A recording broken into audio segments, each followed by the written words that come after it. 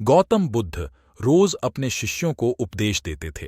बुद्ध की ज्ञान की बातें सुनने काफी लोग आते थे।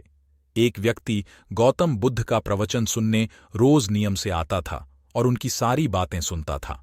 बुद्ध अपने प्रवचनों में क्रोध, अहंकार, लोभ, शत्रुता छोड़ने की बात कहते थे।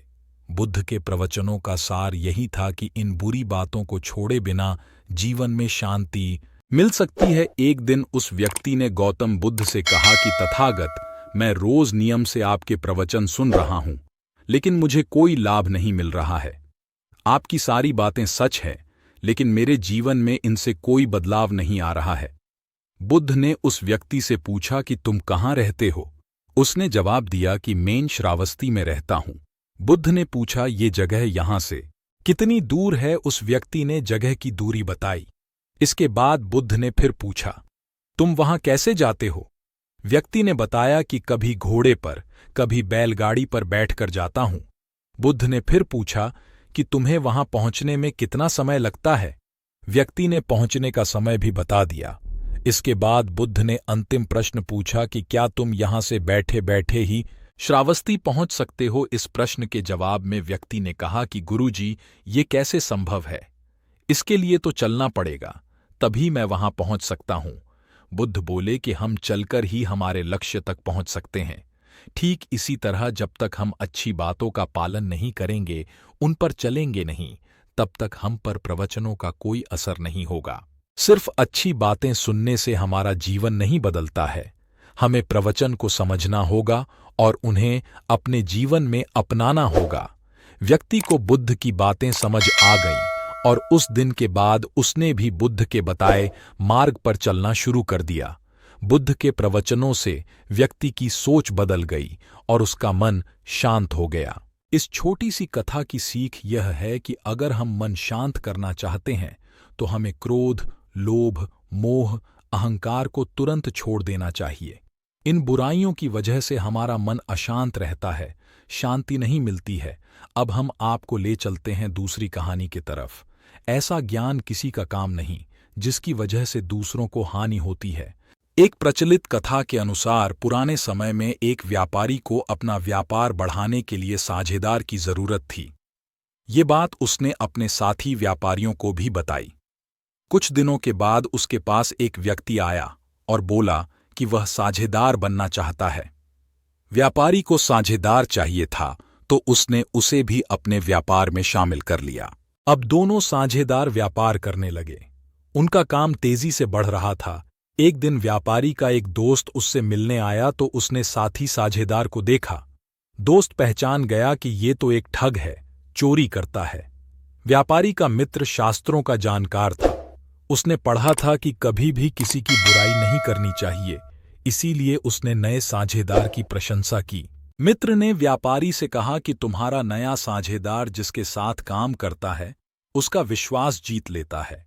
व्यापारी ने पूछा कि तुम इसे जानते हो तो बताओ, इसके साथ साझेदारी आगे बढ़ानी चाहिए या नहीं? मित्र ने कहा कि ये बहुत मेहनती है। व्यापारी इस बात से खुश हो गया, क्योंकि नया साझेदार बहुत अच्छा काम कर रहा था। उसकी वजह से व्यापार बढ़ रहा था। कुछ दिनों के बाद उनके पास बहुत धन आने लगा। मौका पाकर ठग साझेदार सारा धन लेकर गायब हो गया। व्यापारी बर्बाद हो गया। उसने साझेदार को बहुत खोजा, लेकिन वह नहीं मिला। तब वह अपने मित्र के पास पहुंचा जो उसे जानता था। मित्र को व्यापारी ने पूरी बात बताई। मित्र बोला कि मैं तो ये बात पहले से ही जानता हूं कि वह ठग है। तब व्यापारी ने कहा कि ये बात मुझे पहले क्यों नहीं बताई? तुम तो उस दिन उसकी तारीफ कर रहे थे। शास्त्रों के जानकार मित्र ने कहा कि भाई, मैं कभी झूठ नहीं बोलता। मैंने सच ही कहा था कि वह अपने काम से विश्वास जीत लेता है। उसने तुम्हारा विश्वास जीत लिया था। मैंने कहीं पढ़ा है कि कभी भी किसी बुराई नहीं करनी चाहिए, इसीलिए उसके ठग होने की बात तुम्हें नहीं बताई। ज्ञानी मित्र की ये बातें सुनकर व्यापारी ने कहा कि तुम्हारे अधूरे ज्ञान की वजह से मैं बर्बाद हो गया। ऐसा ज्ञान किसी काम का नहीं है जिसकी वजह से दूसरों को हानि होती है। तुम पहले बता देते तो मैं बर्बादी से बच सकता था। इसलिए कहते हैं कि आधा अधूरा ज्ञान नहीं रखना चाहिए। और अब सुनाते हैं तीसरी कहानी आपको, जब तक व्यक्ति मन से सच्चा नहीं होता, तब तक शांति नहीं मिल सकती और परेशानियां बनी रहती हैं। अगर मन शांत नहीं है तो गौतम बुद्ध की एक कथा हमारी परेशानियां दूर कर सकती है। यहां जानिए मन की शांति से जुड़ी कथा के अनुसार एक दिन गौतम बुद्ध से मिलने एक पंडित अपने शिष्यों के साथ पहुंचा। पंडित बहुत ही जोश में था। वह बुद्ध से बहुत सारे प्रश्न पूछना चाहता था। बुद्ध के सामने पहुंचकर पंडित ने कहा कि मुझे आपसे बहुत सारे प्रश्न पूछना है, आप अभी मेरे प्रश्नों के उत्तर दें।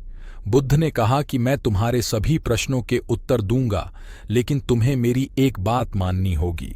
पंडित ने कहा कि ठीक, बताइए आपकी बात। बुद्ध ने कहा कि तुम्हें 1 साल तक मौन व्रत रखना होगा और उसके बाद मेरे पास आना। मैं तुम्हारे सारे प्रश्नों का जवाब अवश्य दूंगा। तब पंडित बोला, आप हमें मूर्ख तो नहीं बना रहे हैं? और रही बात आने की, तो 1 साल बाद तो कोई सवाल ही नहीं रह जाएगा और हो सकता है कि आप भी यह न मिले तो मैं किसके पास आऊंगा? मैं 1 साल तक का इंतजार नहीं कर सकता। और फिर आप सारे प्रश्नों का जवाब अभी क्यों नहीं देते? 1 साल बाद मेरे पास कोई प्रश्न ही नहीं थे। बुद्ध ने पंडित से कहा कि मैं अपनी बात का पक्का हूं, 1 साल बाद तुम्हें सारे प्रश्नों के जवाब दूंगा। पंडित ने बुद्ध की बात मान ली और मौन व्रत धारण कर लिया। धीरे धीरे वह मौन की वजह से ध्यान में उतरने लगा। उसका मन भी शांत होने लगा। सभी प्रश्न खत्म होने लगे। 1 साल बीत गया। तब बुद्ध ने उससे कहा कि अब तुम अपने प्रश्न मुझसे पूछ सकते हो। ये बात सुनकर पंडित हंसा और कहा कि 1 साल पहले आपके शिष्य ने सही कहा था कि 1 साल बाद कोई प्रश्न ही नहीं बचेगा। आज मेरे पास आपसे पूछने के लिए कोई प्रश्न नहीं है। बुद्ध ने कहा कि जब तक किसी व्यक्ति का मन शांत नहीं है, उसके मन में ढेरों प्रश्न उठते रहते हैं, उसकी परेशानियां बनी रहती हैं। मन की एक अवस्था में प्रश्न होते हैं और दूसरी अवस्था में उत्तर होते हैं। झूठ की वजह से हमारा मन उत्तर की अवस्था तक पहुंच ही नहीं पाता है।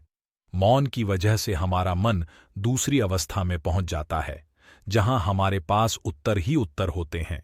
दोस्तों, कमेंट बॉक्स में कमेंट करके हमें जरूर बताएं कि यह कहानी आपको कैसी लगी।